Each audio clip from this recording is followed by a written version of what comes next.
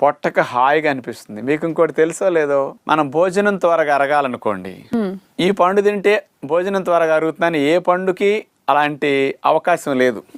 అందుకని డైజెషన్ త్వరగా చేయించడానికి బొప్పాయి బాగా ఉపయోగపడుతుంది. అంచేత అందరూ ప్రతిరోజు సంవత్సరం పొడుగునా వాడుకోదగ్గ చక్కటి పండు బొప్పాయి పండు అమ్మా. అయితే డాక్టర్ గారు, ప్రతి ఫ్రూట్ లో కూడా పోషక విలువలు గుర్తుపెట్టుకునే అంత ఛాన్స్ కానీ, అంత మెమరీ కానీ, అంత ఇంట్రెస్ట్ కానీ ఎవరికి ఉండదు. కానీ దాని లాభాలు చెప్తే మాత్రం బాగా గుర్తుపెట్టుకుంటారు.